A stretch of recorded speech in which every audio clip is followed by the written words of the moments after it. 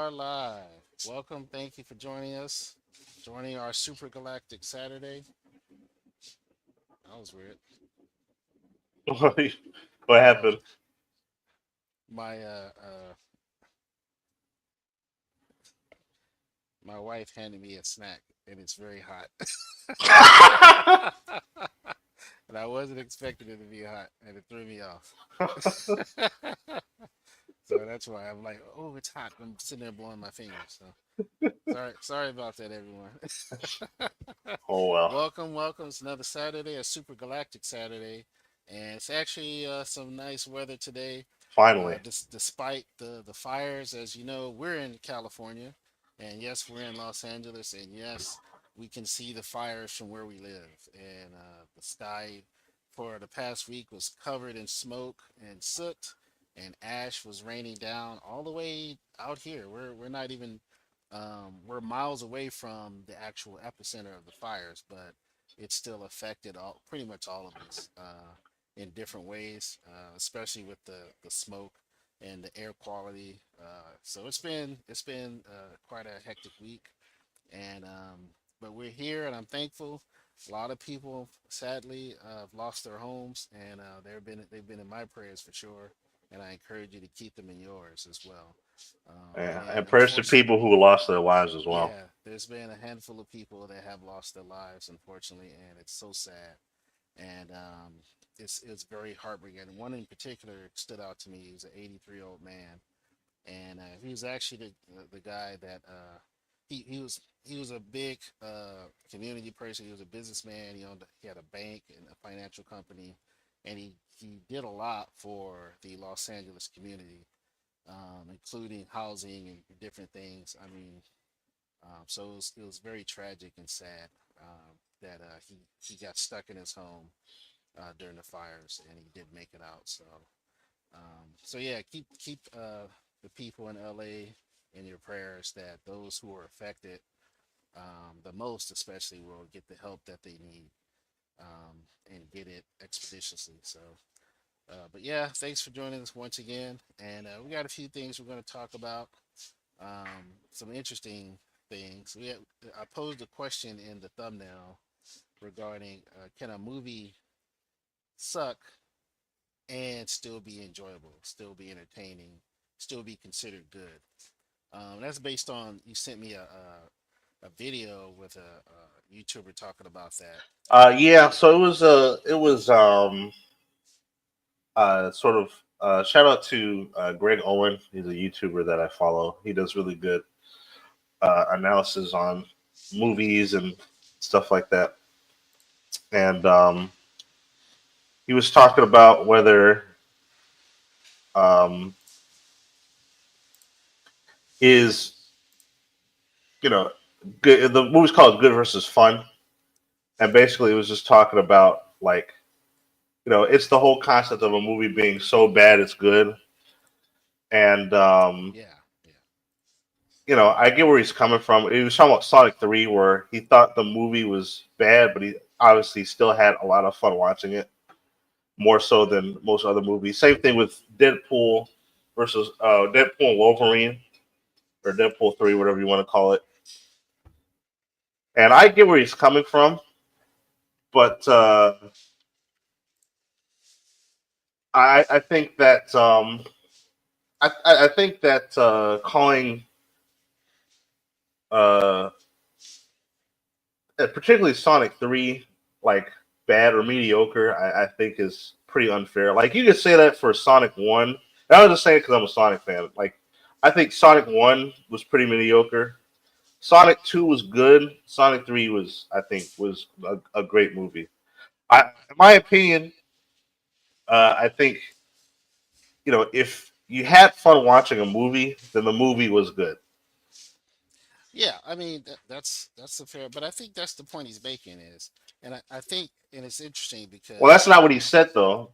I know, but That, what he said was he doesn't want us to get used to enjoying objectively bad movies, right? We still want to have movies that are well written and well produced, that are also enjoyable, that are memorable. And he made some interesting that's comparisons between older productions, specifically within Disney, right? And using the idea of being quotable, right, versus now, and it's a valid point. It's like there's certain movies that are objectively good because they're well written, they're well produced, and well directed, as compared to more current stuff where it's maybe was fun to watch, right? But is it objectively good? And the answer is for a lot of it is no, right? Now, when it comes to Sonic, he does mention Sonic 3 specifically, and he mentioned Deadpool and Wolverine. He mentioned Deadpool 3, Deadpool 2 or whatever. So it's like okay, and I think it all depends on context, right? Yes, there are movies that you can say are objectively bad, right? Um, like Madam Web. It's an objectively bad movie, right? It's not a fun movie. It's not. No, but It's it's also not fun to watch either. That's what I'm saying. That's It's what I'm saying. It's objectively bad. It's not. yeah, There's nothing good about the movie at all. Versus, like you mentioned, like Sonic 3, where you can say, okay, on a technical level, as a movie, it falls short in these areas, right? The storytelling, plot setup, character development, the third act, etc. Like, you can pick apart that movie, and from a technical standpoint, as a film critic or film person, right? You can say it's a bad movie, but when you watch it whole cloth, right, and understand contextually that this is a certain type of character based on a certain type of IP, right, with a certain type of demographic for its audience, right, and the key is, did it hit the right notes with that audience, with that market? And the answer is a resounding yes, right? And yeah. so on no on that in that context, it's a good movie. So You here's the thing, understand? yeah. So But here's the thing, though. It's like even from a just because a movie is flawed, that doesn't necessarily make it uh doesn't necessarily make it bad, right? Like I agree. Yeah. we Hmm. I talked about my issues with the Sonic movies and Sonic 3 included. Like there are scenes that I think that were unnecessary, but overall, I think that the plot was good. As someone who played the original game, I think the plot was great because it stayed true to the original spirit of Sonic Adventure 2. Right. I enjoyed Sonic's character because he's definitely a lot more mature in this one. He wasn't acting as much as a kid in comparison to the first movie. Um, I like the fact that we got to actually see Eggman interact with Gerald Robotnik because that's something that because in the original game he's already dead. So I think that you know he had made some he had sort of poked fun at the fact that he wanted to destroy the world because his uh, his granddaughter died. Like as if that's such a ridiculous concept, but it's like, yeah, I mean, it's ridiculous, but it's not like improbable. Like Well, it's it's not even about the probability. It's the relatability, right? It's like, look, a story needs to be something that either resonates or relates, right? Resonates means I don't have to know what it's like to be a stormtrooper, right? To understand that stormtroopers are soldiers and they follow orders blindly, and you understand what I'm saying? Like, I don't no, have to. Versus relatability, someone losing a loved one, right? Like with Shadow and Dr. Robotnik's father, right? our grandfather, but That yeah, grandfather, sorry, that that resonates. That's that's what I was getting at. and it's relatable, right? Because we've all, we can all say, "Well, I lost a loved one. I've lost parents or grandparents or siblings, etc." Right? So it's a universal concept to say, I lost this person because of someone else's action or inaction. Therefore, I have the power to do something about it. I'm going to do it, right? Like, and that's how, and we just see that on just extreme level, right? Because it's science fiction and fantasy, right? So, Yeah, and if it does that well, it's a good story, right? If it causes you to resonate and relate, or at least do one or the other, right? It doesn't have to do both, but it has to do one or the other, right? Or both. Those are the three sort of requirements of a good story and a good movie, right? It has to resonate with us so that it's just understandable, right? We're watching the story and it makes sense within the story. Things that Yeah, happen seem logical within the context of the story and the world that's been established here, right? Whether it's even if it's a sort of biographical, or a documentary, it still has to make sense to us, and that's part of the reason why a lot of things don't work.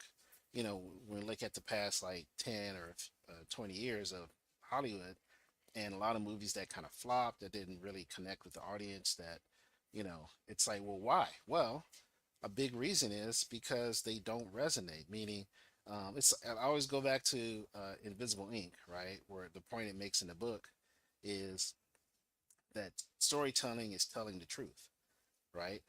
And if your story is full of lies, right? And lies, not in lies like actual blatant lies, but lies in the sense that you're telling a story that is not in, does not intuitively resonate with your audience, right? And whether you realize it or not is moot, right? Although I think a lot of these producers and writers already know that, they just do it anyway. But you're lying to the audience, and the audience intuitively understands that, and they reject it, right? We just go, no.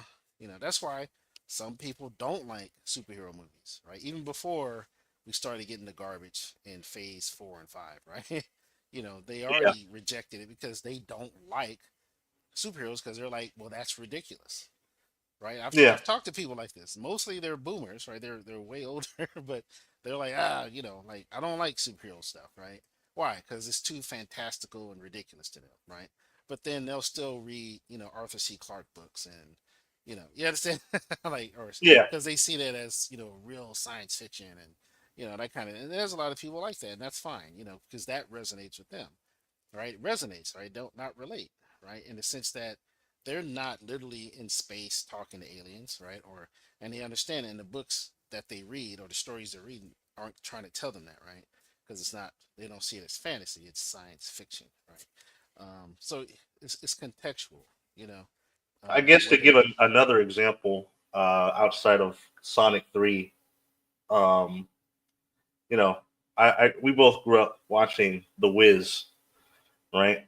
Like a lot of people, like let's face it, like a lot of people, or I guess by it's not uncommon for someone to watch the movie and say it was a bad movie, right, you know, because of the way it was made. right. But I And it was you know, made by Steven Spielberg, by the was it? way. Yeah. Oh, that's crazy. That's wild. But but I only bring that up because it's like you would think, oh, it's got an all star cast. It's got Steven Spielberg apparently. Are you sure? I thought it was what's his name? Sidney Lumet was the director. Who? Which one? Sidney Lumet. Oh, you're right. I don't know why I said Spielberg. Yeah, that would have been crazy. Maybe he was a producer. I don't know. I thought he was connected to it somehow. No, I don't remember. I'll have to check that out later. But Yeah, we gotta look it up. it might have been another movie. But my point is that it's got this all pop production. It's got Quincy Jones doing the music, right? It's got all these things going for it, and but somehow it still ended up looking feel like a very cheap movie, and it's unfortunate because I do think it's a good movie. Obviously, I don't think it's a perfect movie. By the time after really like after they kill the Wicked Witch or whatever, I kind of or after you find out Richard Pryor is the Wiz, I kind of fall asleep. Right. But there's a lot of really great moments and aspects to the movie that sort of hold out throughout the whole thing. Right, the music is top notch. They picked the best songs from the play. It was originally a play. Um, Yeah, it was right. It was a musical. yeah, Right. they Yeah, had that's a good point. Yeah, they had a few of the actors from the original play, Mabel King, if I remember correctly, and the guy who played the lion, um, Ted Ross. Um, they had Michael Jackson. Michael Jackson in this movie was a great actor. Um, it just had a lot of really great stuff for him. The set design, for the most part, was really cool. I would say that a lot of the things that kept it from being a great movie was the fact that Michael Jackson, I mean, right off the bat, was really underutilized. Like he didn't do a whole lot of dancing in that movie.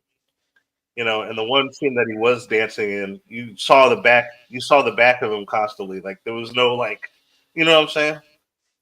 Yeah, yeah. Yeah. And and Joel Schumacher was the screen wrote the screenplay for it. That's Okay. probably So, why I see was that thinking makes see that makes Spielberg's. more Yeah, sense. yeah, it was Joel Yeah, Schumacher. I knew it was a you're right. director, so that was a part of it, like a No, no pretty worries. well known director. So yeah, but yeah, so it's like, but objectively, is it a good movie? I mean, I would say yeah. S- I would say it's Maybe. it's like I would say that it's a good movie, but it's not a great movie, right? Like it's a Right, right. But once again, it's so sort of contextual, right? It's relative. It's yeah, like, yeah, as if you're a film person, if you're a film student, you're a film connoisseur, you're a film critic, you've gone to school and studied film, you're an auteur, right? Then you'll be able to discern and say, yes, this is objectively good, and this movie is objectively bad, right? Um, and I think that's what was going on with that particular YouTuber. Is, look, let's be honest, right? Like, another good example, right? Um, Kong versus Godzilla, right? I mean, Godzilla versus Kong is an objectively terrible movie, right? But it's also an objectively fun movie, right? yeah. But you're not going to compare Godzilla versus Kong So to Godzilla -1. to Godzilla minus one, or Gone with the Wind, or you know Yeah, yeah, the original Wizard of Oz, right? Like they're just not the same, right? And just looking at minus one, right? They're objectively, okay. They both have a creature called Godzilla that's quite formidable, right? That's about all they have in common. yeah. I mean, you can do that with a you, lot of you Godzilla know, movies, but yeah, I mean that's yeah. true. It's like But the parts what you I'm saying, remember aren't the parts with the plot. You remember the parts where the giant monkey fights the giant dinosaur. right? Exactly. That's exactly because it's not well written, right? It's well produced, so far as aesthetics, right?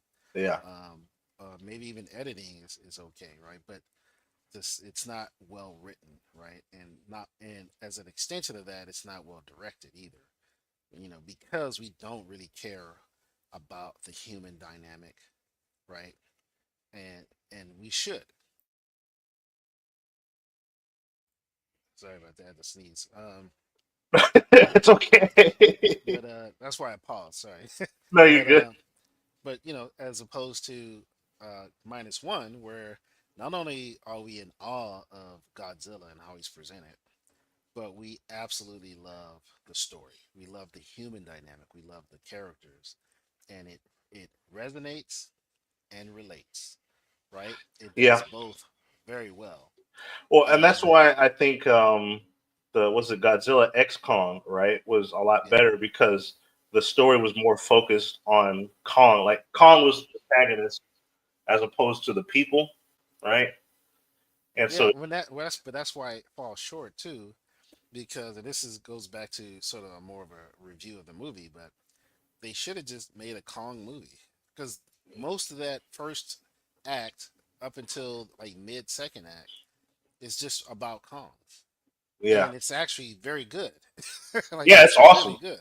I wish they had just did a movie like that with just Kong, and just he has these adventures and he kind of figures himself out. He gains this sort of sidekick type of character who starts off as a antagonist and turns into an ally, right? And I think that would have been way more of an interesting movie. But that's a missed opportunity on their part, in my Yeah, opinion. So, I but mean, we'll see yeah, what happens in the future. so it's like with that movie, sometimes it's a mixed bag, right? It's yes, the movie is not a great movie, but it does have great elements, right? And so yeah, I mean, if we're honest, yeah, Sonic, all three Sonic movies, they're okay. Like if you want to get really specific and I don't know. objective, I still but disagree with they that do because they do the job they're supposed to do, which is entertain Sonic fans. And that's what they did. They said we're going to entertain Sonic fans. So we're going to give them all the things they love about Sonic and wrap yeah, it into this story, right? Cuz let's be honest, okay? James Marsden, he's fine, he's a nice guy, he seems like, he's not exactly carrying the movie. He's just there. He's occupying space, right? Character space. Um, oh, you could yeah, completely remove the Donut Lord. You could yeah, the completely remove him and not miss a beat in that movie. Like you could literally do everything without him in that movie, and it's just Sonic, right? And that goes for all three movies, to be honest. But part of it, especially in yeah, three, he needed that motivation insofar as him being injured and being angry enough. But they could have did that with Tails, right? They could have had Tails get injured, yeah. or No, even I even agree. Knuckles, right? So you understand what I'm saying? Or they could have introduced other characters sooner, and then make him care about those. I'm talking about from the video games. So you don't need those characters. We don't need the wedding scene in Sonic 2. We don't. It's we don't need the Bridezilla moment, Well, that's the right? thing. Those specific scenes don't make the movies bad, though. They do. That's my point. They do make the movie bad. If they weren't there, the movie would improve dramatically. That's Yeah, that's what I'm but saying. they don't ruin the rest of the movie, though. No, they don't. You're right. They don't. That's So because we that give it a pass. We forgive it as the audience because we're getting more of what we want and less of what we don't want. You understand? But if you asked, you know, 10 people, maybe 8 out of those 10 would say, "Yeah, we don't need it." Right? And honestly, I think 10 out of 10 would say that because why would you need that scene? You don't. Like, and the only reason why someone would say we do is they'll say, well, they introduced the gun organization, but you could introduce them any other way besides a bridezilla moment. You yeah, understand? Like, you don't need a wedding to introduce, this covert government operation, right? You could do that a million other ways, right? And have it still, it will probably be superior and better to that scene, right? And that's all I'm saying. But so it doesn't make the movie better. It would be better if it didn't have it, right? So that's why you can look at those movies, those three movies, and say yes, they're good because they did the job they were meant to do, which is they entertained me. They were fun to watch, right? Because I'm but a that's fan what any of this movie is character. supposed to do. No, not necessarily. Some movies are there to inform you. Some are there to make you angry. Like it just depends on the subject matter and the story, right? Sure, Um, but like you can't like and I don't know. entertain, like a horror movie doesn't entertain the same way as a comedy, right? Or an action movie or a sci-fi movie, right? So entertain is Yeah, relative. but it still hooks you in. Like Sure. But I mean, to say that Sonic hooks you in, I don't think it hooks you in versus you're already in because it's Sonic. Like you're a fan. Like we're fans of the IP, so we're already hooked in, right? Versus if it was that's fair. something brand new that we never heard of, you have to hook us in with a good story, right? You've got to make it something that's interesting where we're gonna go, oh, okay, let me check that out, right? I think that might be worth my time. Um, so yeah, a movie. I think yeah, it can be objectively bad, and when I say that, I mean, like I said, from a filmmaking perspective, from a technical perspective, yes, and still be good, as in the sense that it does what it's supposed to do as a story. It resonates with the audience, and hopefully, also allows the audience to relate to it. Right, it becomes relatable. Hopefully it does both those things. But if it at least resonates, meaning the audience accepts it and says, "Yes, I like this. It's fun," or it's interesting, or it made me laugh, made me cry, whatever, then it's done its job. It's entertained you, right? And that's all it's really required to do. If it does above and beyond that, like a Lord of the Rings, right? Hey man, that's the cherry on top, right? Yeah, I get. I mean, you say I still think movies they have to be entertaining and in some kind of way, even if Yeah, yeah, say I like agree. I'm just saying it's contextual, right? It's I got to know, be but like entertaining in the because you sense. mentioned like oh it's some are meant to inform me, but like if I'm watching a documentary and it's boring, that's a bad documentary. I'd rather just read a book. That's But not like true. the That's what I'm reason, saying. That's not true. yes, it is because No, it's it's not. like because like if you wanted to watch like for example, I remember they showed us I remember that penguin documentary, March of the Penguins. Yeah. Yeah, like that was entertaining to watch because like they framed everything within like a story, right? Like you Right. follow I understand that. specific penguins and like you were Sure. sad when they got killed or or got Yeah, but frozen to death. that's effective storytelling, right? Right, but it's still a documentary, right? Right. But it But used that's unique to that particular subject matter. Could that work with a documentary about I don't know, the migration patterns of salmon? I don't know. maybe you Maybe, just maybe got not. But a creative no, director could make it work. maybe, but also, is it required to say these are what salmon do this time of year? No, it's not required. It's a documentary. Documentaries, they're there to inform as well as entertain, right? But entertaining, like, just because it's boring, right? Well, okay, it's boring to who? To someone who's not interested, right? Like, but I don't that know. doesn't I mean feel like that doesn't mean the filmmaker failed to tell a story, right? You that's the thing. understand? If people aren't watching, I don't know. Like I said, if I'd rather just read a book, like there's a YouTuber that I follow, uh, called Defunct Land, and he makes documentaries on what's it called on the history of amusement parks in America and also in different parts of the world as well. Yeah. And he does a really good job of informing the audience, but also keeping them engaged and entertaining with really Yeah. clever writing and really great production.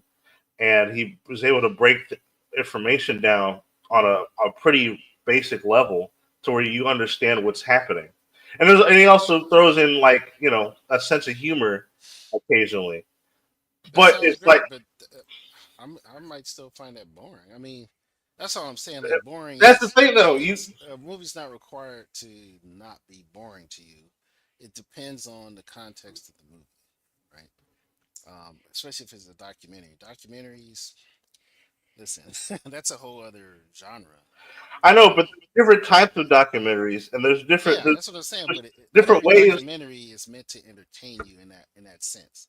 It's simply it can try to get you interested, right? But Right, I but guess how it's a matter like of if the if person I'm telling the not story. engaged in if I'm not engaged in your documentary, if you don't try to engage me in your documentary, then I don't really care about like Yeah, I can agree like with I that. I said, guess. Yeah, I understand what you're saying.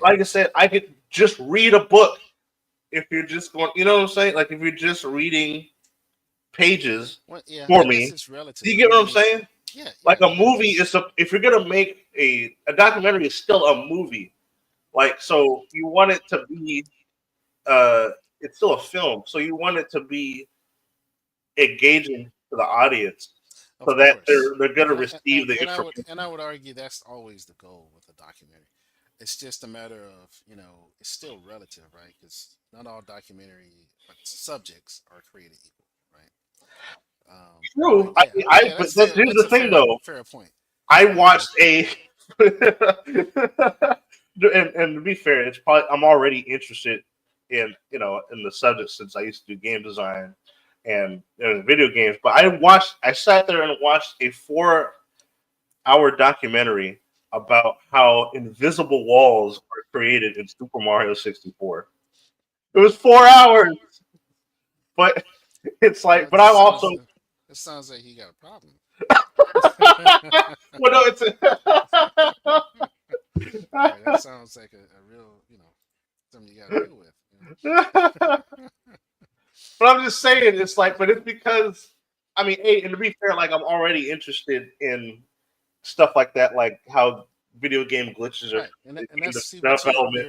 you're kind of bolstering what I was saying earlier about the Sonic movies. You're already interested. I mean, That's what yeah, I'm I get saying it. with I with get the it. Sonic movies. You're already interested because you're already a fan. So you're gonna be more forgiving if the movie is not if it's subpar. I guess, but if the movie is if the movie was I don't know because this thing like I'm a uh you know I'm a Toy Story fan, right? Right. I hate Buzz Lightyear. I hate that movie. Like I'm not. Yeah, I don't most give it people any do. leeway. Most people You know? do. Like But even if it's because they let you down because they did not present the character that you were familiar with. but the story was They had a also bad. character that looked like Buzz, but he didn't act like Buzz. He didn't talk like Buzz. He didn't do anything that Buzz Lightyear does. And the Yeah, but story that itself just falls flat. yeah, but the Yeah, story in and I'll say the story in Sonic 3 didn't fall flat. I agree. It didn't because they gave you everything you expected to see as a fan. That's what I said earlier, right? They said this is what the fans want. And it doesn't matter if it's objectively good.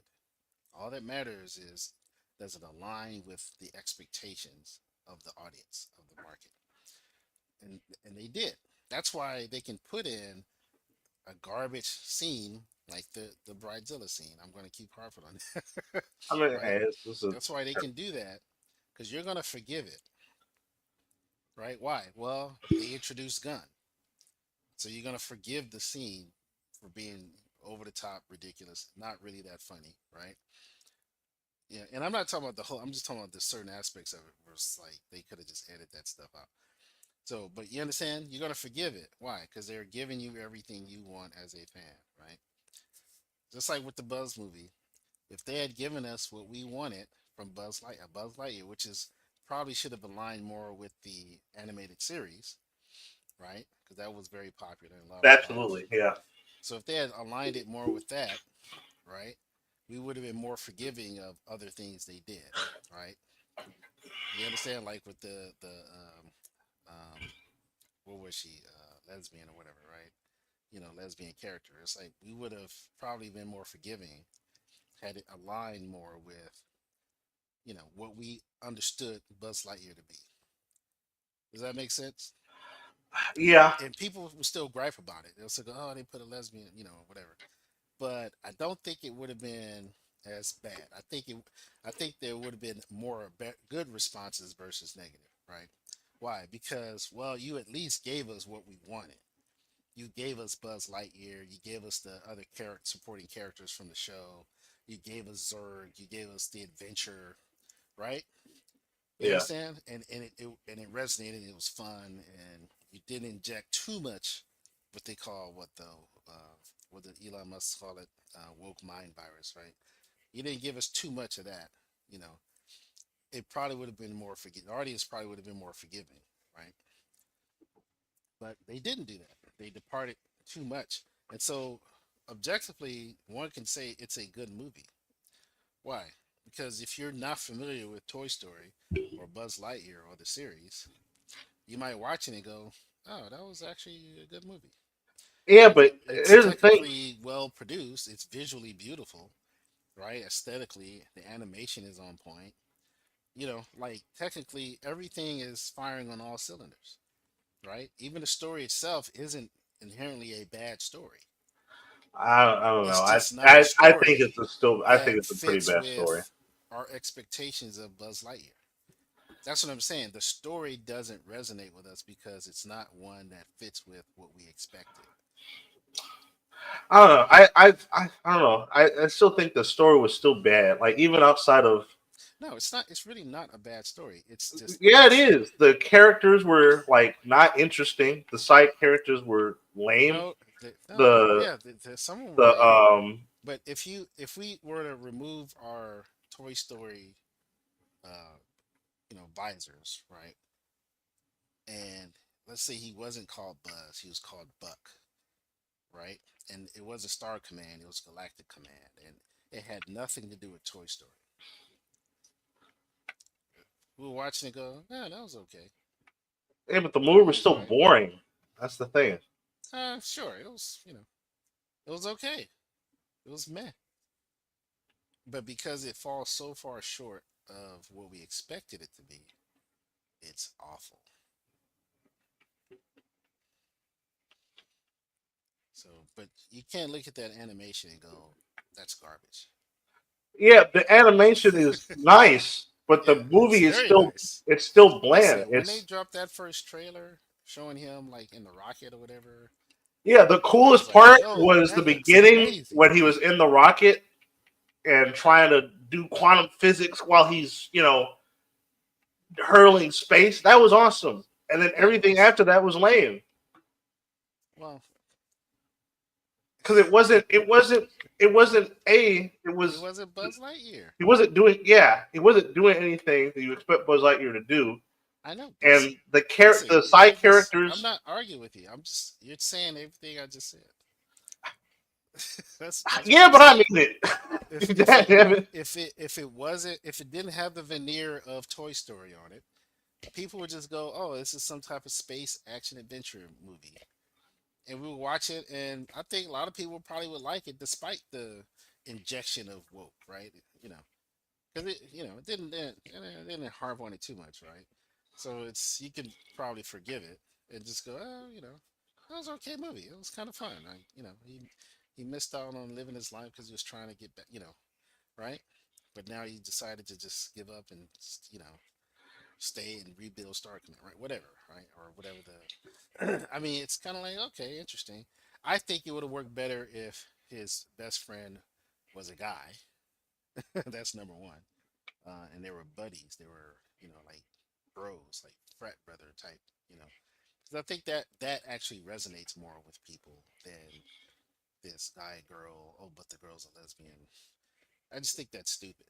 That's like a trope I've seen before, and and I know people will comment and say, "Well, I got a lesbian friend that I don't care. You're not the majority.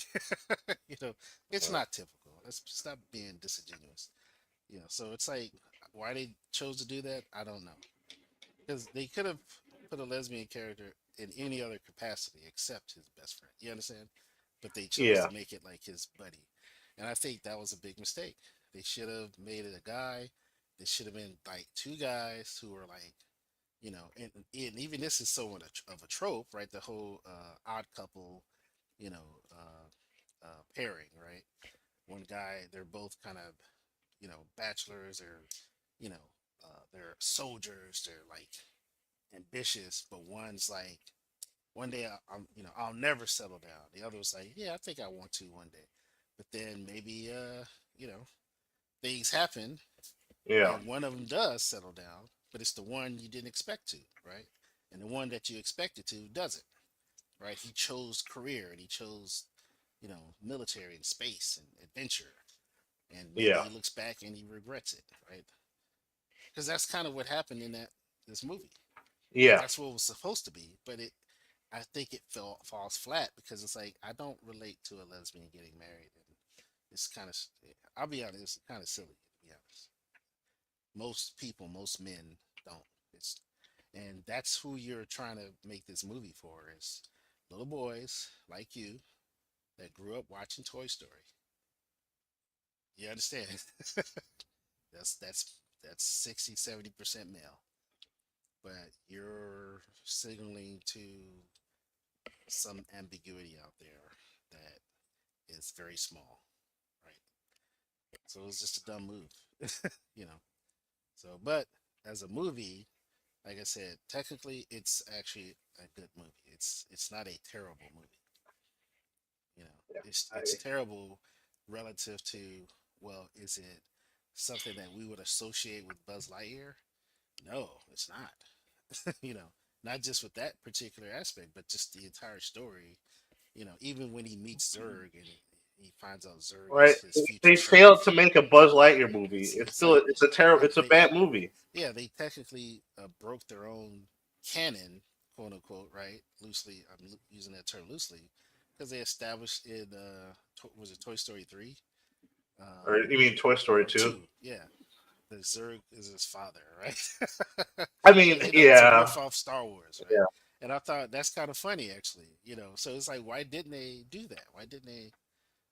That could have been really fun to do. Not necessarily in this movie, maybe in a sequel, right? But that still would have been fun, right? Yeah, Even in the series, they had like a evil Buzz, right? yeah. They could have did all that. I mean, the door was open for them to do so many things and really have fun and do something that the fans would love, and they chose not to. So that's what makes it a bad movie, right? Um, so it's a bad movie that's actually good, objectively good, but it's a bad movie because it doesn't do what it's supposed to do. If it doesn't do what it was supposed to do, it's a bad movie though. That's what I said. That's But what I you're just said. saying It's a bad movie because it didn't do what it's supposed to do. But it's objectively good. It's a well produced movie. just You because can't look something's at that well movie and produced, say that it's not. Well, that's part of what makes a bad but movie that's bad, the is if it's now not I know, but produced it's well. the entire. You gotta look at the entire packages. You're taking one Well, half the it's like, aspect of a movie and saying it's good, and then well, the other we're half of doing the the. same with Sonic. We're taking certain aspects of those movies and saying it's good when it's objectively bad. No, we're Those not. movies, those movies are not good movies.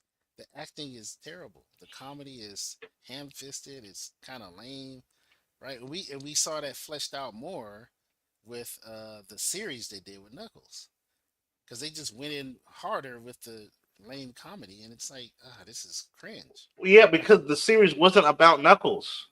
It wasn't a Right, Knuckles right. series. I It was agree, but false advertising, so it was bad.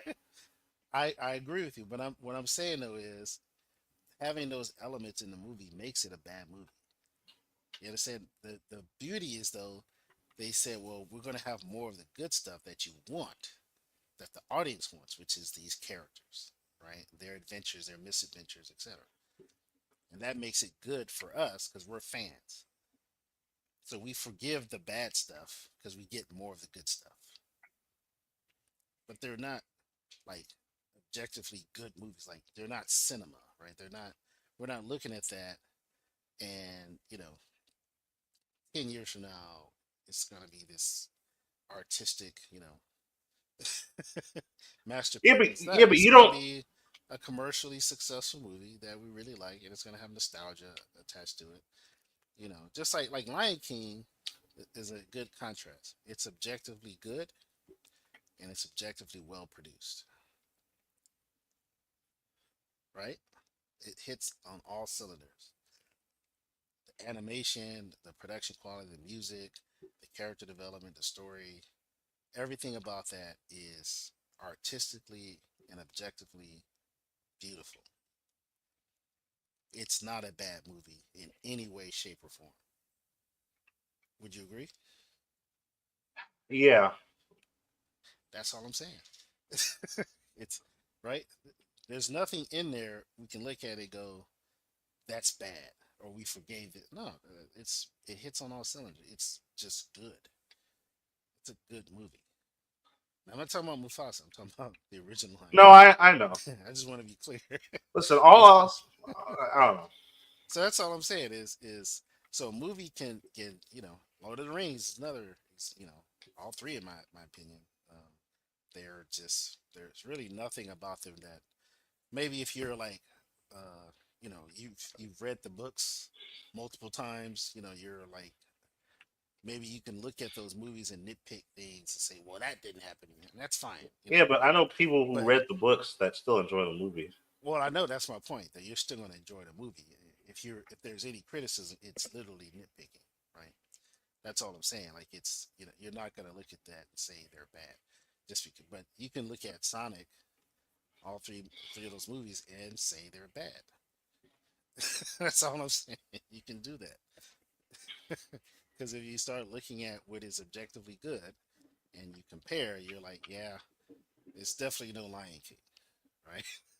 But that's fine. It's not supposed to be. It's not meant to be. It's meant to appeal to Sonic fans, right?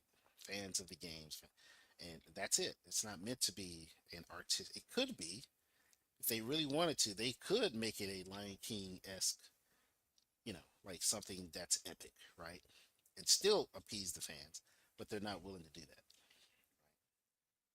It's too much.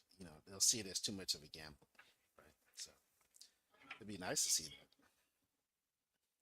But yeah, but I don't want to beat a dead horse. We could move on from this unless you got something else you want to add.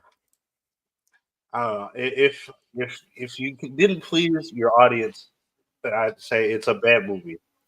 Like just because something's well produced doesn't necessarily make it a good movie. If everything like what's this good example? Like this is an obscure example, but I played games that are impressive from a.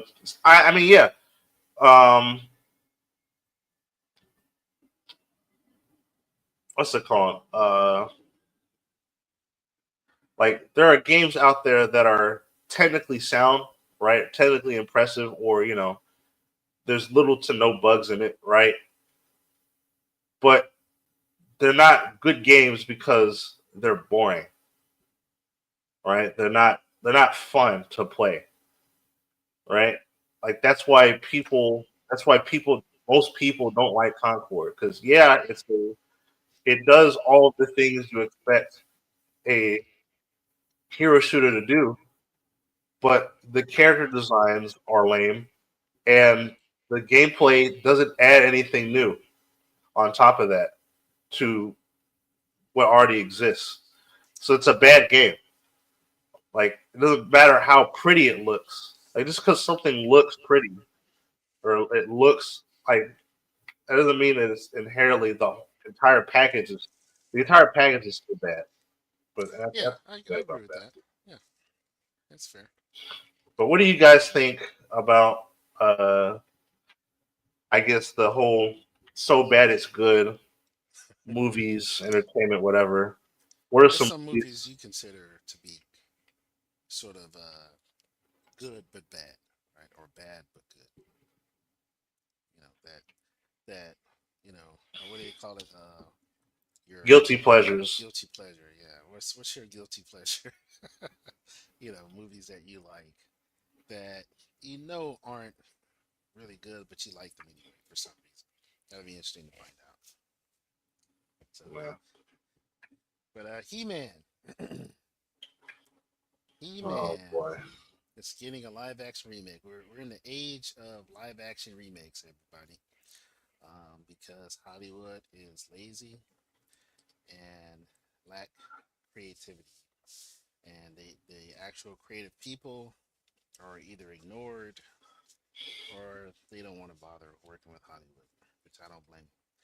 But so we're getting more remakes, and here's another one.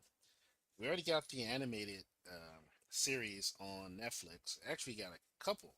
One was for kids, like kind of lean towards the younger audience.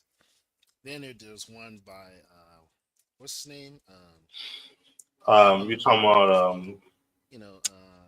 Clerks, the Clerks guy. yeah, Silent Bob, that guy. Yeah, yeah. Um, and that was pretty much garbage. It was not done very well. Although, speaking of good, bad, excellent animation. Visually, it was beautiful. The animation was on point. I'm not even gonna lie. Character designs, with the exception of Tila, were Kevin Smith, that was his name. yeah, Kevin Smith, were very well done. Um, but it was, in my opinion, god awful. I watched the first half, and once I finished that first half, I was done. I didn't bother watching the second half. I thought, yeah, I'm not gonna watch this. So, but apparently, they can't get enough.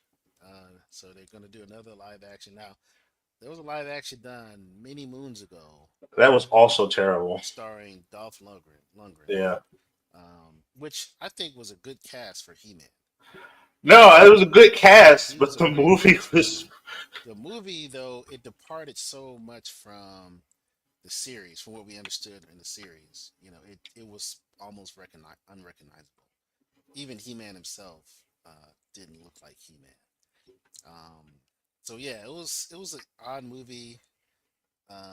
They Now looking back, it's not terrible. They went Uh, hard. They really tried to do something. You know, something good.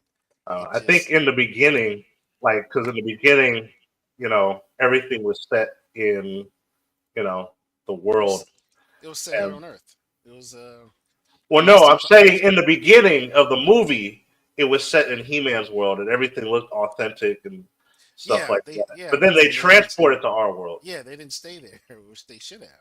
Yeah, That was a big issue. Is Yeah, why didn't they just stay on Eternia and just you know I don't like know, then, just added like issue after it could have been a space Conan the Barbarian, but they didn't do that. issue. Well, that's kind of what it is. It's just not as graphic, right? But Well, um, I know, but the movie didn't do that yeah, it did. in terms of It was story. it was very strange at the time, and a part of it I think was licensing.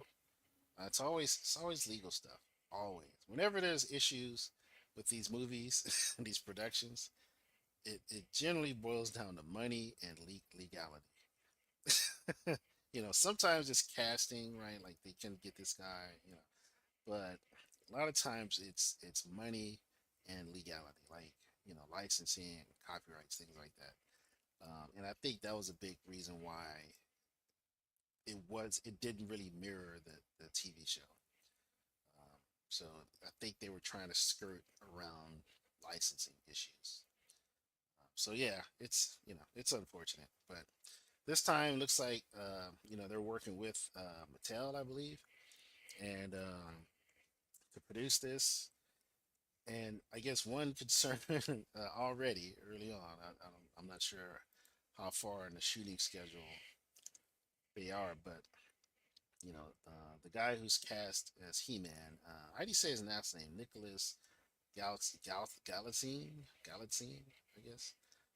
Is talking about how uh, this Nicholas version of Galitzine. He-Man is Galatine. Okay, Yeah. won't be like the original He-Man in the Masters Universe So cartoon cool. series, and and the original, not the most current. Like if you say, yeah, we're not doing Netflix, then I'll be kind of like, oh, okay, I'm feeling that, right? Yeah. But no, he said the original He-Man. So, so I don't know what he meant by that. He did point out that it was kind of lame. Um, sure, it's a bit campy. Yeah, but it was Um, a kids' in terms cartoon of in the 70s, yeah, no, it was the 80s. It was the 80s. 80s. Oh, yeah. Was it? Oh, yeah, you're right. You're Yeah, right. it was the 80s. I was My there. bad. Fair enough. I watched it every day after school. But yeah, it was even for us. Even we knew it was campy, but we didn't mind it. We enjoyed it.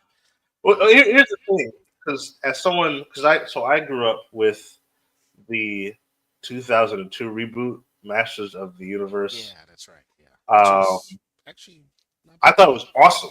Yeah, That it was wasn't that bad was at my all. favorite. That's the And one that where was he a lot. did the origins, right? Yeah. Where Well, they he did. he had to journey across Eternia and overcome all these obstacles, and by the Yeah. time he reached the sorceress, he was already He Man. Like Yeah. So that. overcoming all those obstacles made him into He Man.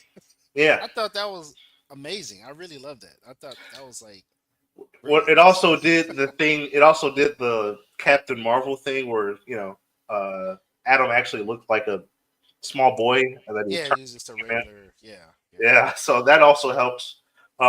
And then I was introduced, thanks to my uncle, to classic He-Man because he got me like the box set for Christmas or my yeah, birthday or something.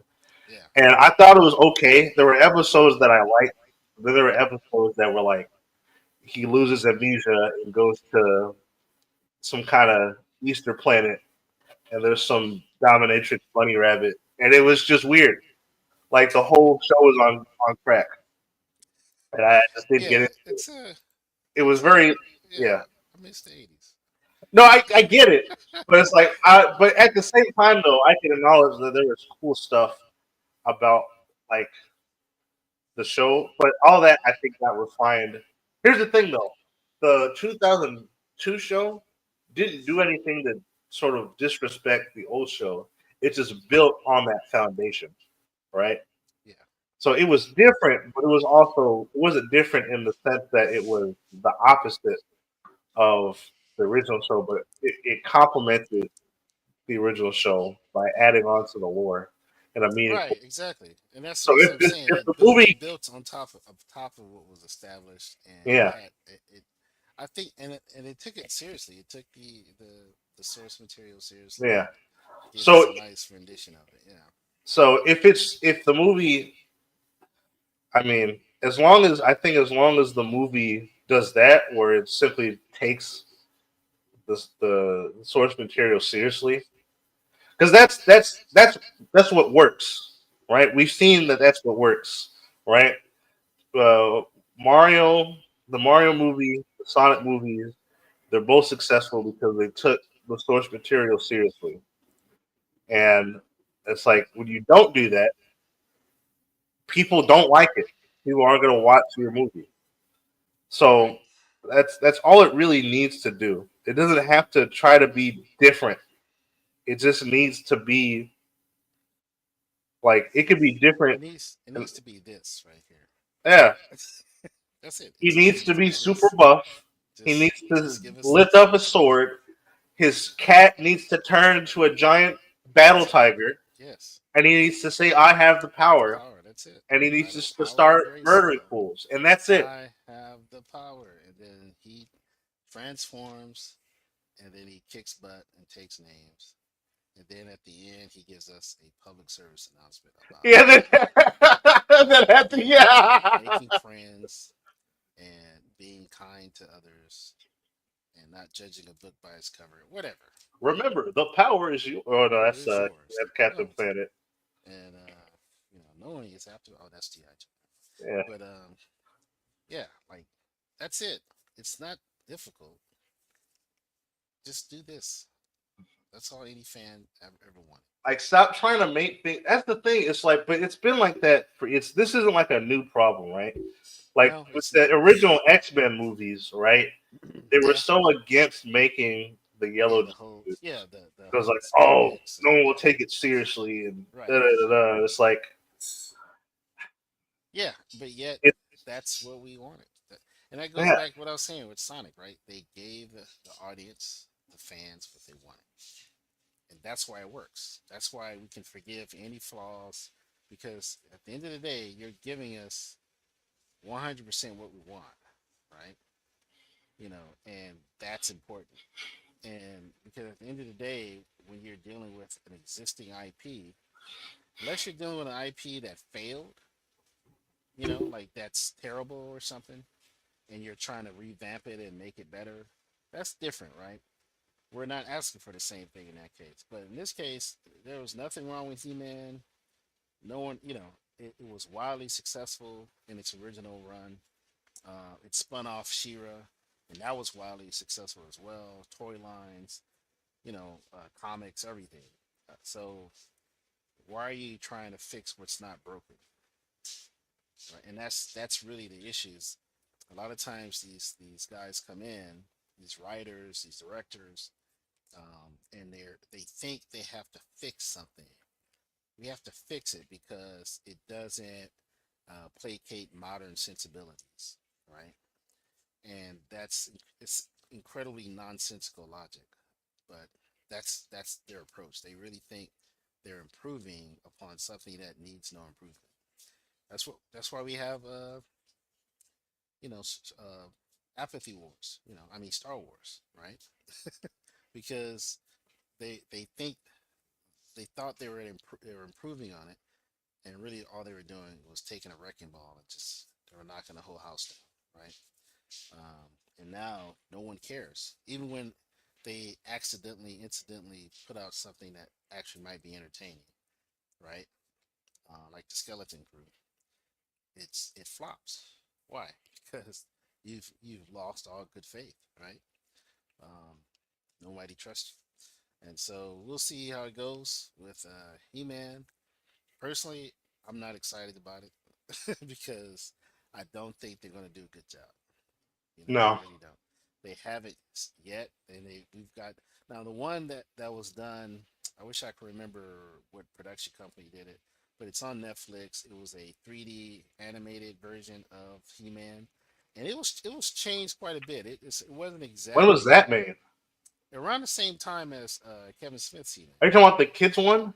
Yeah, the kids one. That's what I'm talking about. Oh, Yeah, and I actually watched one season of it, and it was actually good. I actually enjoyed it. It was an interesting take, that was made in um, 2021. Yeah. and it was like they changed Ram Man to a woman, a little girl, but she was good. I mean, it didn't feel, even though it was a gender swap, she was actually an interesting character. You know, yeah. I mean, and the idea of He Man and everything, and it was done well. Stratos was a black guy. Why, I don't know, but yeah, but still, uh, it was good. I mean, I didn't have, like I said, it was just those little things where you're like, okay, they did a gender swap, they did a race swap, but overall, the storytelling was still very good. Even Skeletor was handled well. I actually liked Skeletor a lot, like the way he was treated in the story, like his character arc was very good. So, if you get a chance, it's probably still on Netflix. I enjoyed it. I mean, but Kevin Smith, yeah, just no. And that's what's like kind of weird. It's like even though the other one, the one for kids, did the gender swap and the race swap, right? Not only that, but they really changed around Eternia, the story, the overall story and everything.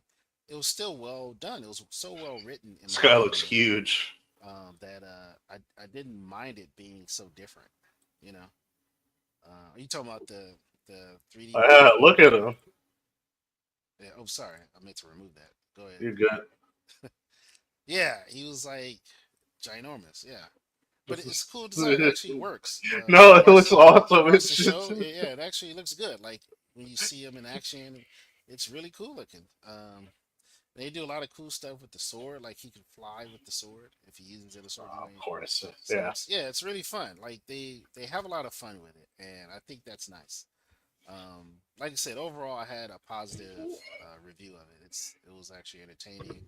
It was fun. He Man isn't, he's not sidelined and becomes a secondary character. Like none of that. It's just an overall well made story. It's not He Man in the sense of relative to the original show. It's very different, but it is entertaining and it's fun. So, they're all kids and they're learning how to use their powers and all that. That's always kind of fun to watch. Mm. They do a good job of handling that, but we'll see. I don't know. It's kind of a rare thing um, for them to get these things right. They're doing How to Train Your Dragon also, right? Live action. That's I coming mean, out. yeah, we talked about that. I'm not. I don't So care. that's what I'm saying. I'm in the same kind of in the same mindset. I just Like, don't care, and I yeah. don't want to care because I don't trust Hollywood anymore. So these movies, especially going live action, it's you know is it even necessary? No, it's not. But moving on, we wanted to mention 6 888, right? Oh yeah. Yeah, So, Dad, did so you ever? I think to I guess the perspective I'm coming from. So there's this Netflix series that's coming out called The 6888, and it is about a mailroom squadron from World War II, Right. and basically they had the duty of trying to deliver backed up mail. And so here's the thing, like, because I know they made what's it called? I don't know. Did you ever see Hidden Figures? That Yes, I did. so like I think they're trying to do that, right? Or highlight, the accomplishments by black people that aren't talked about as much. Sure. I Same mean, time, that's a that's fine. great, Yeah. but like like the concept just sounds boring. Like I don't want to watch a movie about, or I guess it's going to be a series about sorting mail. You know what I'm saying? Well, I Now, mean, to I be don't. fair, right? Uh, my favorite TV show of all time, or one of my favorites, is MASH. I love MASH. Yeah, It's about Ash is army a doctors. excellent, excellent series. Yeah. Here's the difference, though. MASH is about army doctors who are in the field of battle treating soldiers, and you see what their daily lives are like, Right. right? But there's a lot of stakes involved because A, they're in the middle of battle, right? So they could die at any moment while they're treating injuries. There's a lot This more is true. Yeah. drama involved. Uh, Here, they're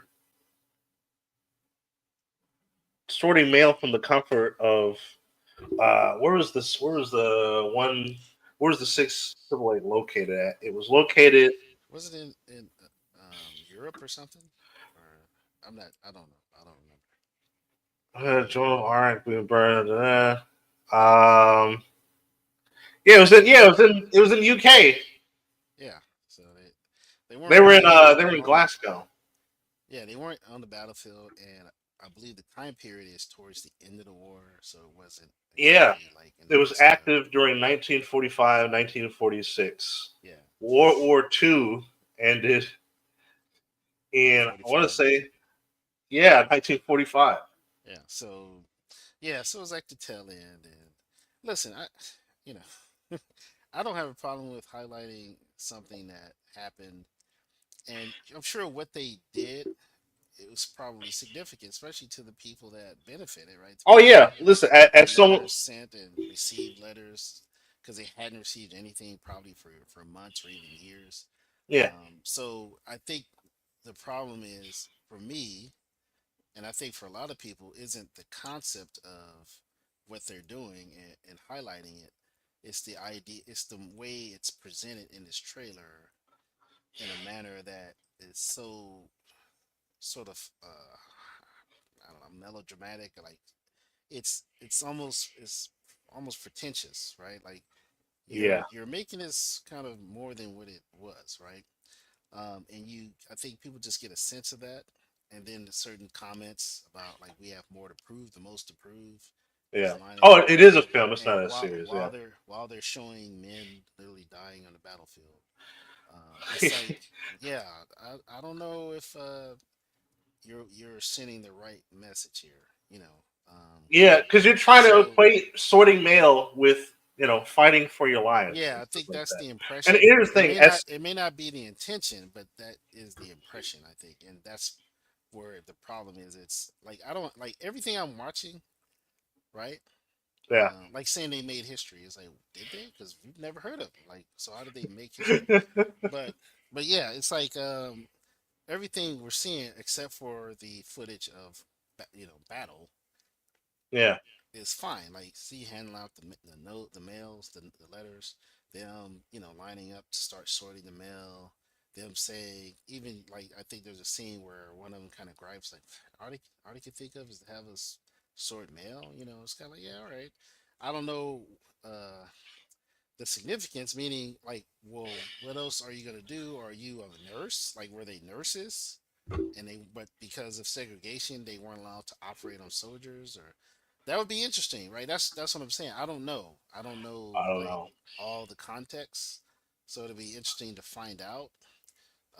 But like I said, No, it just from was the trailer, it's kind of like, um, yeah, it's hard to take it seriously. You know, they don't really sell it very well. It just comes off as pretentious, right? So, the and for six. oh, go ahead. I'm sorry. The 688 was an initiative by um, Mary Bethune. I'm trying to make sure I get her name right. Mary Bethune, Mary and Bethune. Okay. yeah, and Eleanor Roosevelt to Okay. provide uh, jobs for black women for in the war effort, and that's really it. They went to basic training in Georgia, So so so and basically, it was a affirmative action type of situation. It was saying, let's give black women something to do during the war. yeah. Now, to be fair, there were women who were already in the woman Army Corps that Okay, also so joined. so they're already soldiers. They're already in the army. Some of them were, yeah, not all of them. I don't know Okay. the actual. Uh, Okay, so that'd be interesting to flesh out. yeah, Because you understand, right? It's like the way it's presented here.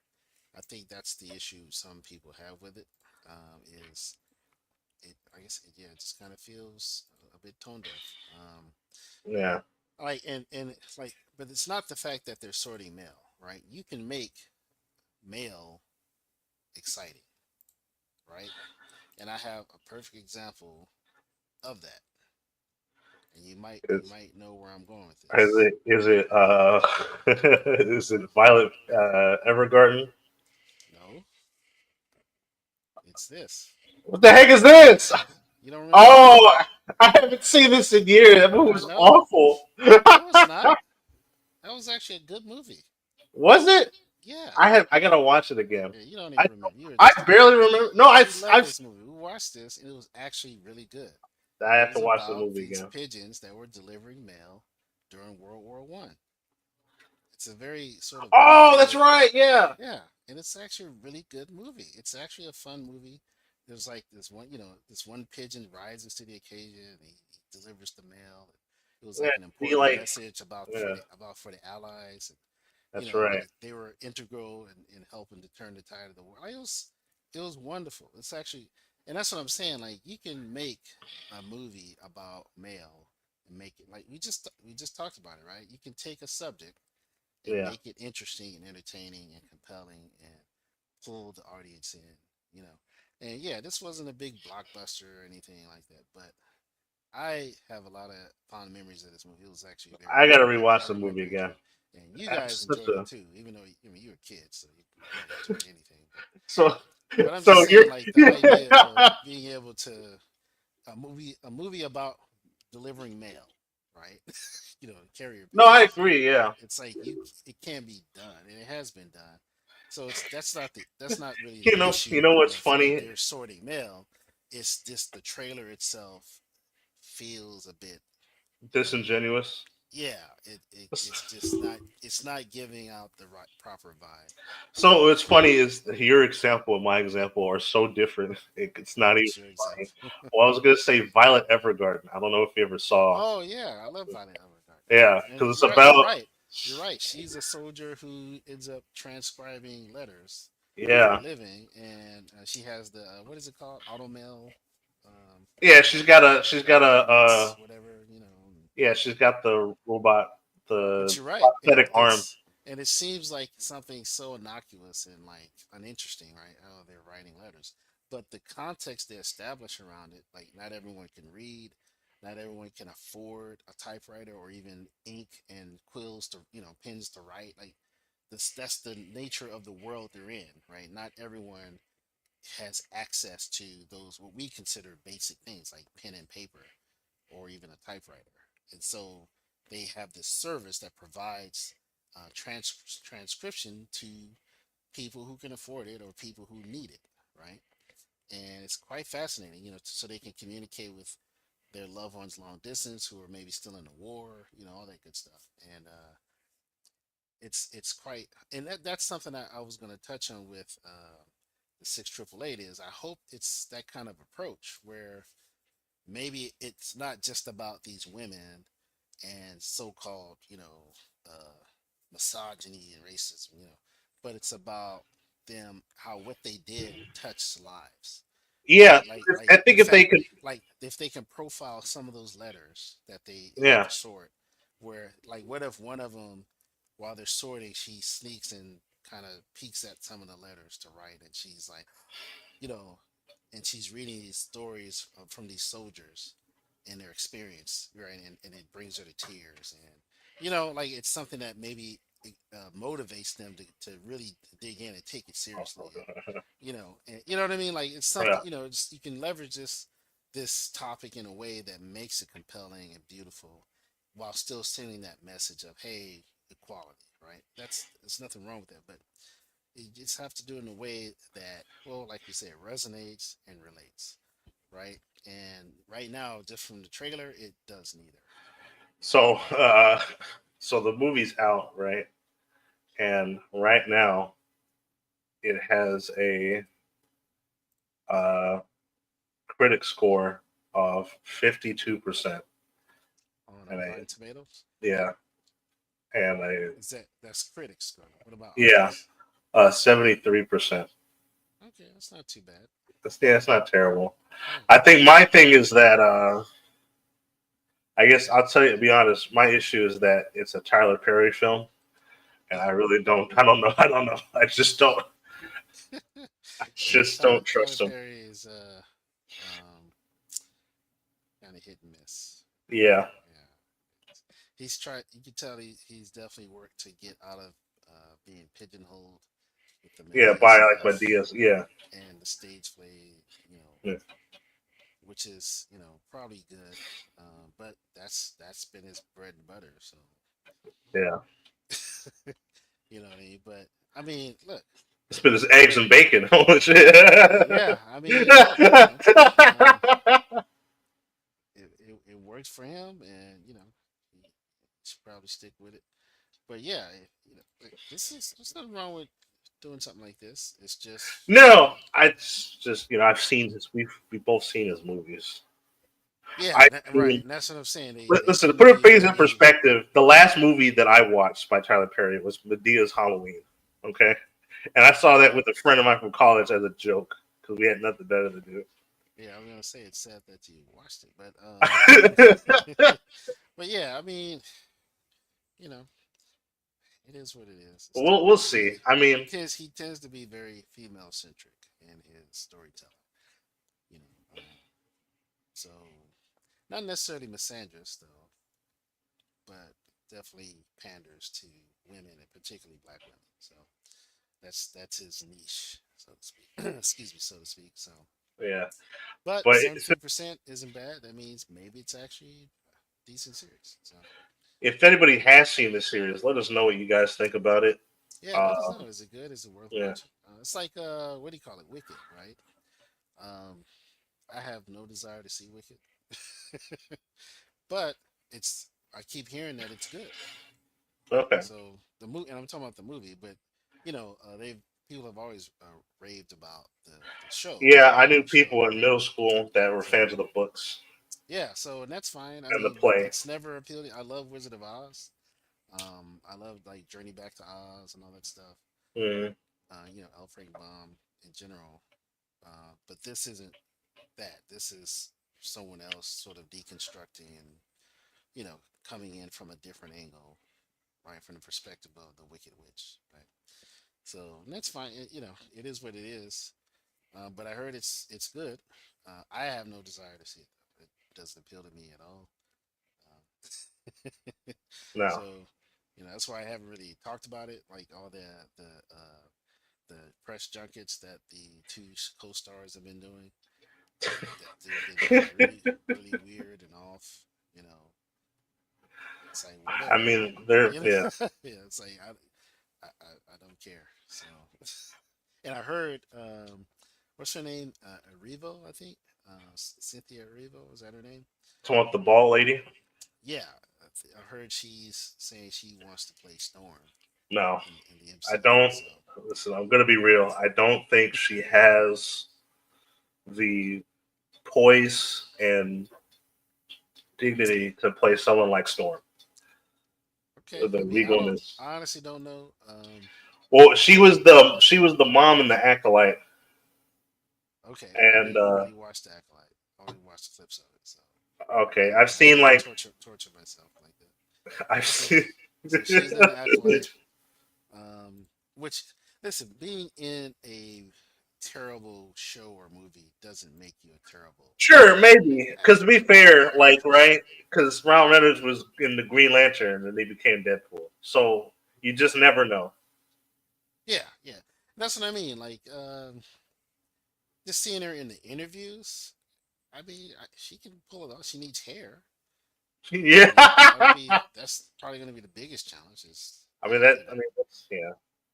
gonna have a decent wig so it doesn't look like a wig. It actually looks natural, right? So that's about all. She's not ugly. She's not. She's okay. Um, although I would probably go with someone else just based off looks. Um, you know, but I mean, Halle Berry played Storm, and she was okay. I wouldn't have casted her either, to be honest. At the Yeah. time, I was thinking of the supermodel. I forgot her name. Um, it'll come to me when I'm not thinking about it. But I was thinking of someone else. But then I don't know if she was a good actress. I don't think she is. So this particular supermodel. So it's like she had the look, right? But did she have the acting chops, right? Halle Berry, she's a good actress. So I think she was good as Storm, but they didn't really do a lot with her though. That was the unfortunate part. They didn't, like they didn't really give her a lot to do in the movies. She was there, and like I said, she looked the part pretty well. But and she had some good scenes. You know, so it'll be interesting. You gotta, it's not like it's gonna be hard to top Halle Berry. No shade on her, but as Storm. So it's just a matter of like, can you? Because the way Storm has been portrayed, at least in television, right? That's what you're gonna have to top. And she's had some great iterations, especially in the OG, '97 series. She was great. She was one of my favorite characters in that series. So and then the more recent one, the X Men '97, right? Um, I think she was pretty good in that one. So You said you X have Men to, '97. yeah, the new one they made. Yeah, but isn't it animated? Yeah, that's what I'm talking about. Oh, I'm talking about the original '90s animated series. That's oh, like all right. that's what you'll have to top Gotcha. so far as performance and the look and the feel and and even the I think that was early 2000s, the X-Men and the Wolverine and X-Men, right? Yeah. She was portrayed very well in that too. So you understand that's what I'm saying, like because she's never really been portrayed in live action until Halle Berry. Right. Her performance in that was okay, but it wasn't compelling. It wasn't something that you have to be concerned about. Like, oh, she'll never be better than Halle Berry. It's like, well, you know what I mean? It's Like, not a high bar. Yeah, yeah, the bar is not high, but when you look at the animated versions of Storm, the that's bar is true. She very was very high. grandiose. That's what I'm saying. The bar is incredibly high. So, and that's what I'm talking about. So, she would have to top that, like just like the Joker, right? Mark Hamill's Joker in the Batman animated series set a high bar, right? But yeah, Then but we so did what's his name? Keith Ledger. well, that's what I was gonna say. But then we got Heath Ledger, right? And Yeah. he, he did backflips over the bar, right? You understand? Yeah. He set a whole Yeah. new bar now because you're like, yo, like that's the Joker we know, right? Yeah. And that's what I'm saying. Like he rose to the occasion and he gave us the Joker. And even Joaquin Phoenix, to his credit, in the first Joker movie at least, right? I was like, okay, yeah, he's definitely there. Like that's a great portrayal, you know. Um, so yeah, with Storm, our only real bar that's been set is from the animated series, but it is a high bar. So Yeah. can she do it? I don't know. From what I've seen, I don't think so. No, okay. You know, but can anyone really? You know, that's the question. Is there an actress out there that can really nail that persona? And I don't know. So let us Only know. time will tell. If you know, let us know. Put it in the comments. Um, yeah, tell us who do you think should be the next Storm, right? In live action. 'Cause that'd be interesting. No actresses really come to my mind that really stand out. So, maybe one of the actresses from the six triple eight. Well, maybe. I don't know. See, but yeah, um, but it's good to know it's doing okay. So 70% is good. That's pretty. Yeah, that's not bad. Yeah. So hopefully that means it really is a good series. Maybe if it goes higher, maybe I'll actually check it out. And I mean for the audience, not the I don't care about the critics. Yeah, but I think, and this will be my last thing, is there is, and we already talked about, the execution just needs to be correct. But there's so many different under like different like under the radar stories about World War II. Yeah. Like I love World War II. Not that it happened, but just Yeah, things just the cover history. the Yeah. history of World War II. Yeah. Yeah. but and there's so many different stories, right? There's so much you could pull from, like, and I think the critical the examples that the critical drinker pulled, because he covered it, like it's just and that's like a fraction of the stuff that has happened during World War II. Yeah. Um, you know, I'm thinking we never have. I'm right off the bat, I'm thinking, I don't know if we ever had a proper Red Baron movie. I don't think we've ever had a proper Tuskegee Airmen movie. Well, Red Tails. Red Tails? Okay, I gotta Yeah, watch that Red was Tails then. yeah, that was actually pretty good. And there's Okay, actually another one from way earlier. I forgot what year it came out, but that was actually pretty decent too. Although it didn't cover everything, but it focused more on like it was a fictionalized, you know, biographical, but it was good. So there's a couple of out there that actually they just okay, don't get cool. the attention or the accolades they probably should get, but Yeah. it's unfortunate. But yeah, it's out there. Um, there's a lot of good World War Two uh, movies. You know, like the one I really enjoyed came out in 2019. Yeah. It was based off World War One, 1917, Okay. and it was a film. It was shot basically like single camera Yeah. shot, and man, that's a great movie. I mean, Okay. especially if you love good cinema, like it's a beautiful story. It's compelling. It's very sad and tragic as well. Right. But just looking at it as cinema, man, it's so well shot. Um, and the way it begins and the way it ends is absolutely beautiful. It's almost like I don't even I don't even know how to explain it, but when it got to the final scene, it really blew my mind. Yeah. That's how good it was. But you have to really watch it. Okay. It's a 2 hour movie, so but man, it's that's one of the better movies. It's really good. I'm glad I watched it, and I wish I watched it in theaters. I watched it on streaming, uh, but I would actually go watch that in the theaters if it came out again if they re-released it. It's really good. So yeah, that's a good sort of period piece. World War Mm. One, and they don't do too many I mean, they used to do a lot of World War One type movies back in like the 60s and 70s, but then we shifted to World War Back when Two. it was still fresh in their minds. Yeah. Maybe, yeah, but a lot of World War II, of course, and World War II, obvious for obvious reasons. You know, the whole Hitler angle. You know, it's just kind of rife for a lot of movies.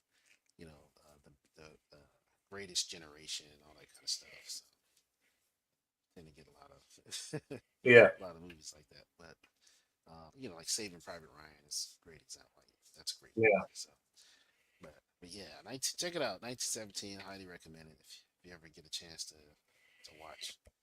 Uh, Definitely worth watching. So, but that's all I have today. You have anything else you want to add? Um, yeah. Let us know what your favorite World War II movie is. Yeah, let us know. And movies in general. You know, let us know which Yeah, ones you like, old and new. yeah, Like I said, I love Saving Private Ryan. That's one of my favorites. yeah. And Also, Buzz Lightyear. 1917 is a new favorite. So, Oh, okay. Also, Buzz Lightyear is still bad. Buzz Lightyear is not bad, but the movie was. Yeah, Lightyear, the movie was You bad. know what I meant. I know, but yeah. Hopefully, I mean, I hope, I hope that a true fan will go out of their way and make a fan made Buzz Lightyear movie. That would be awesome. That would be really cool. But you know, a lot of Transformers fans. 'Cause I see a lot of Transformers stuff. That's true. Yeah. We need more Toy Story fans. And that way, start getting some fan made. You know, so unless you're aware, if it's out there, let us know. I would love to see it. So, some fan made Toy Story or Buzz Lightyear content. That'd be dope. All right, you guys. Thanks for tuning in. Thanks for checking out another Super Galactic Saturday with us, and we'll see you later. Don't take my tagline. I was hoping you wouldn't catch that. Have a fantastic day. There you go.